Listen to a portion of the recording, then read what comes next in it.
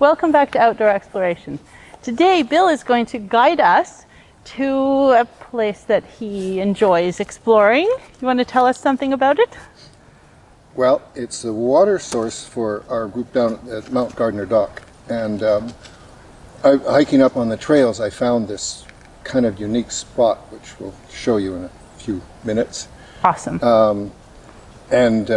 Well, it's dramatic and you'll like it. It's really interesting. And there's so many different factors. I'll go into it when we get there because it'll show all these different. There's a lot of, if you're into water sourcing and how water's purified and where it comes from, this is a good one. I found it interesting with my father-in-law's got a well that's 200 feet below sea level. That's so a long way. It's one of the lowest wells on the island, if not the lowest. And the water was fairly hard, but not overly so.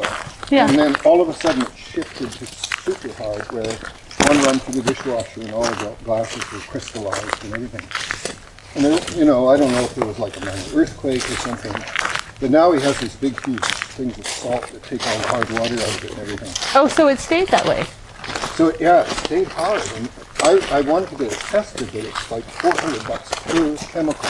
Oh. And you have to tell them what you're looking for. And you don't know, of course. And we don't know what we're looking for, but I was thinking if that's the deepest well, whatever pollution it was on island might show up there. Yeah. And I wonder if others are on the same, whatever it is, not vein of water, whatever you would call it. So after talking with fellows who were really cognizant about water and how it works and things, they were mentioning that there's layers of sediment and different types of clays and gravel that filter water as it comes into the reservoirs. Right. So the water arriving into these big underground reservoirs quite often is extremely pure. Right. Which is sort of interesting. And I don't know about, the hardness. It certainly doesn't taste very good. Right. And so it would be some you keep sort of filtering it down, you get water, soft water. Yeah. Interesting. So it's some kind of a mineral, I guess, that has been introduced. Yeah, and one of the things that all the wells seem to have is a bit of copper because there's so much on the island. Right. And a little bit is really good for you, and too much will affect your kidneys, I think. Oh, really? And there's a sort of a fine line there. So one of my doctors always tests me for that every once in a while. Maybe we should all be tested for copper. Yeah. Huh. Interesting. But the copper is interesting. When I had a broken bone that wouldn't heal, and I found that minuscule amounts of copper will speed it up a lot. Yeah. So interesting. So maybe we can all heal a little better because of our extra copper?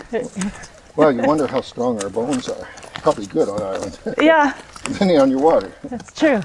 And I'm guessing we have a lot of different water sources. I mean, there's municipal. We have a shallow well. We probably all tapping into different levels with the different deep wells. So this is the... We go this way? Yeah. This is a lot of work done to this tree here. It's amazing. By whatever woodpecker or something. There's one that drills square holes. Really? There's a couple of trees down lower where it looks like you could shove a 2x4 into it. Really? I mean, that's just a massive amount of work. It is. It's like they were trying to fall the tree. That tree's, wow. And that one's going to come down. Look, you can see it almost looks like it's got foliage. Oh no, it isn't. The one in front. No, it has needles, I think, doesn't it? Oh no, it's behind it. Oh, you're right. Well, the upper part almost looks like a Viking mask of some sort or something. That they're, just past the. Oh yeah, thing. Right. Maybe they're more artistic than I give them credit for, the woodpeckers. Well, and the nice thing up here, too, is that nobody's disturbing or trying to fix it or trying to clean it up or anything. So you get to see the natural progression of how these trees fall. Which is so important. Yeah. I mean, just for the ecology.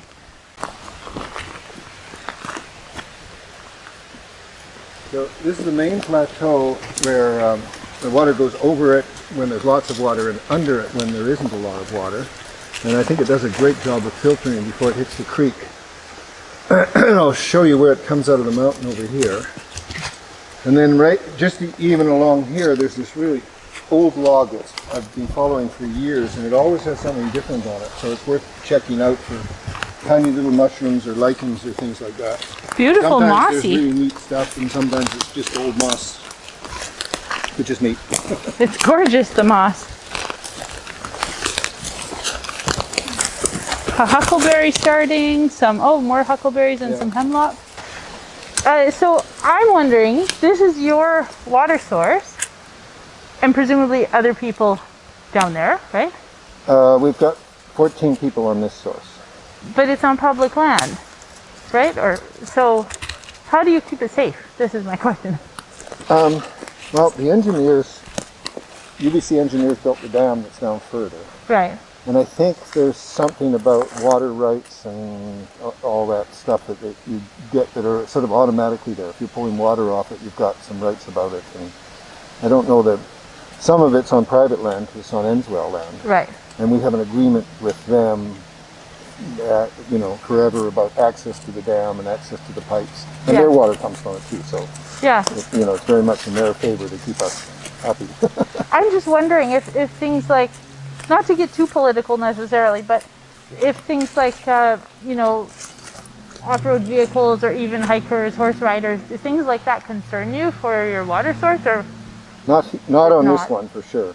I don't think, unless things change drastically, but I've never seen anybody really abuse the area. Right. And even the kids that come up here on the bikes, they're a bit shy when I sort of approach them, but I just say, it's good to see you guys up enjoying yourself, and sort of saying, this is our water source, and they say, oh yeah, we're really careful. Well, that's good. Well, and so in the summer, this is just a bit swampy without any water running on it. Right. And then I think that at one point this was a source of gravel for some of the stuff they were doing. Oh. So that's probably why it's being dug out a little bit in here. And luckily they didn't continue with it, because it would have wrecked our filtering system. Right. And then if we go back here, you can see a little bit of white back there. There's a little cave. Oh, can we go there? Yeah. Can we get there right now? Yeah. So we just have to watch, not wading too much. Yeah, I'm going around here. See how this works?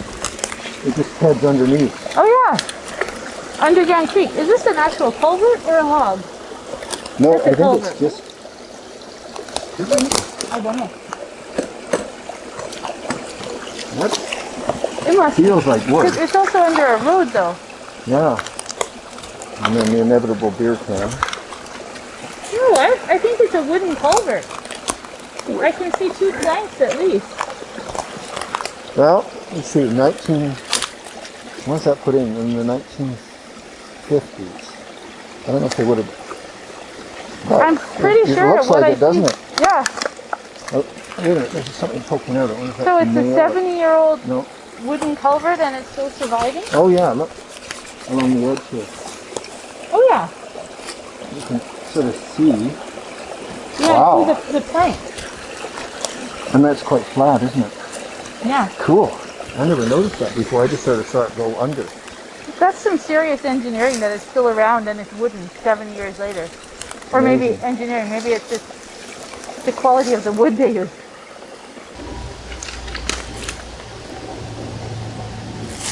Okay. Broken bottle. Look what I That's found. interesting. I saw one back there and I didn't say anything because I didn't know what it was. But Just they're everywhere. starting to come up, or I wonder if it stays at ground level. Is it solid? Yeah. Oh, that could be an offshoot from a root.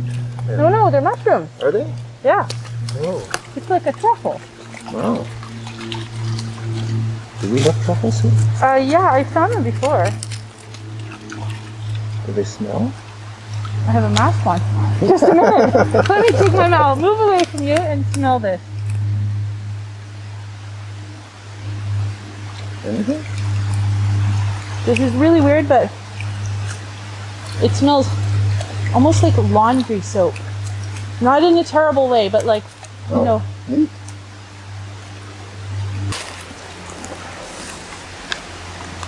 feel them isn't too. that funny? It's an amazing texture. They're like truffles.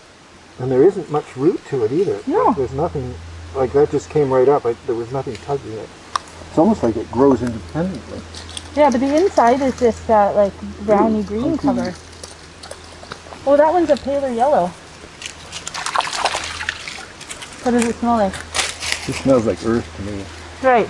But you have, Well, this everybody has one's older, different see? smells. Oh yeah, so it's changed character. Yeah. Wow.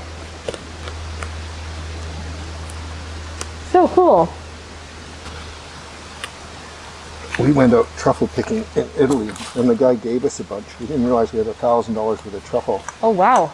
and we'd never had them before. So we just grated it all into some spaghetti. It was inedible. Oh, no. It was too truffly. Oh! Good lesson. We were all laughing away like that. That's so sad. Oh, it is. Oh. Ah. No, he had a dog. Well, more of them. Sorry, I'm just shocked about how many. Oh yeah. That So I've that's seen. one. I wish I had my little book with me, We've but gotta I can them look it when up. we're That's home. got to be unique what they are. So there's not much other ones that would sort of interfere with the. Well, I think I remember that we have an indigenous white truffle here, but these are all the same color of this kind of Yeah, dusty and then yellow that color. yellowy sort of color inside. Yep. One time when I came up after a big storm, out of this piece of rock up there, there was something, the equivalent of like a fire hydrant shooting right out from the rock. It was just amazingly dramatic. I don't know what it Wow. takes. Here's one that's similar, but not with not as much force here. Oh, I see it coming down. Yeah. Well, let's go have a look.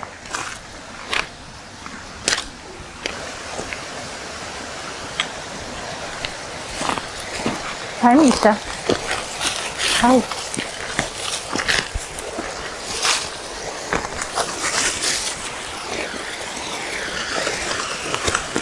It's really lovely to think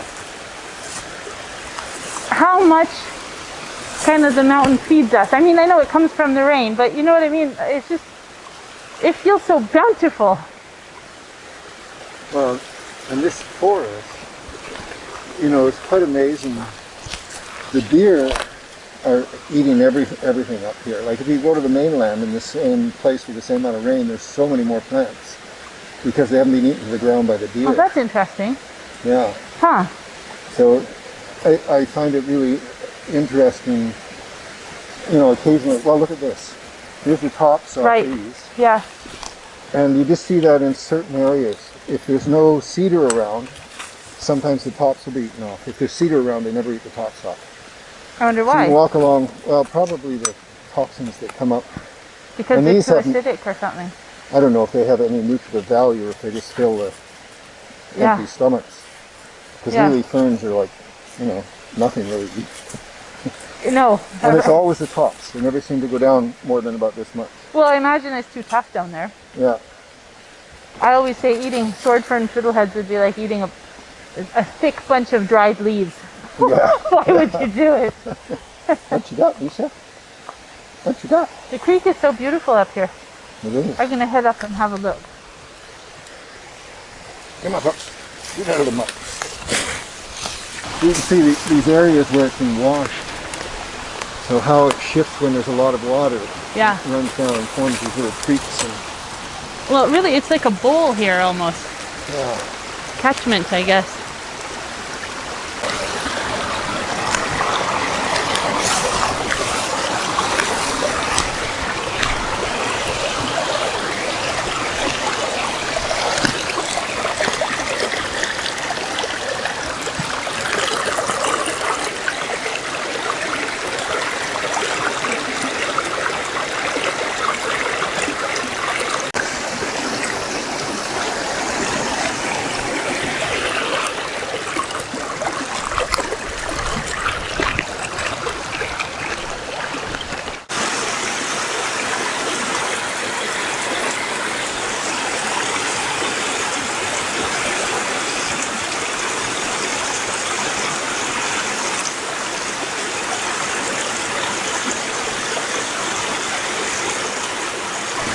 It's really lovely to think of this whole area as the kind of the washing place for the water, the cleaning area, you know?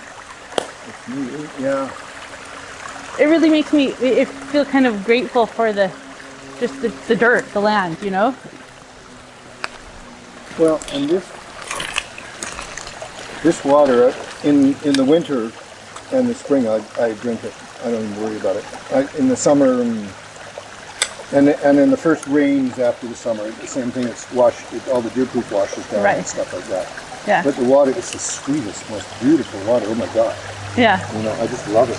Yeah, I still remember when I was a kid coming up Mount Gardner and also Mount Collins and drinking the creeks on the icicles in the winter. Yeah. After this filtration area here, it actually comes out a bit further down and turns into a creek. And the creek comes down to a dam that was built in the 50s by the UBC engineers. And it's a great spot because it holds, it flows pretty well all summers except the driest ones. And then from there it's piped into our separate houses where we've got separate filtration systems as opposed to one filtration system for it all. Right. And that was recent actually. Before then we just boiled our water and never had any problems with it. You know, Yeah. you boiled our drinking water and cooking water you didn't worry about. You had a minor filter or something. We've actually, easy. at my place, always had a shallow well until about 15 years ago. We never had a filter. And it was always fine. We do now just because we can, and it feels a little safer, but it's quite nice what the surface water actually gives us, you know? Yeah, no, and it's quite amazing. And there's no source of pollution along here. Oh, I love this. Look at this little stump over here. I guess you'd say a stump with a bunch of twigs growing out of it. So it turns out we're running out of battery, so I guess that's it for today's little video, but thank you for joining us, You're welcome. It was fun. showing us your exploration grounds. It's nice to be able to share it with people. Yeah, and for me too. So until next week, happy exploring. Happy exploring.